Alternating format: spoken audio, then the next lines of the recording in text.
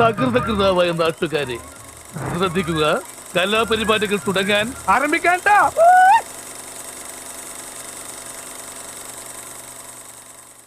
ഒരു സ്വപ്നം പോലെ കൺമുന്നിൽ കണ്ടേ പല നാളായി കാക്കും ആശകൾ.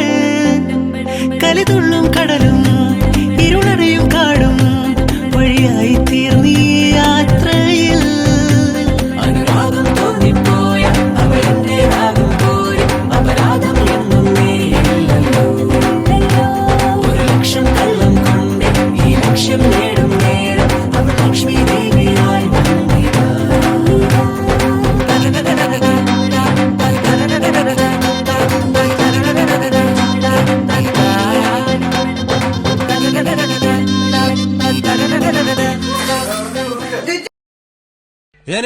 ഞാൻ പോകുന്നു. Bye bye.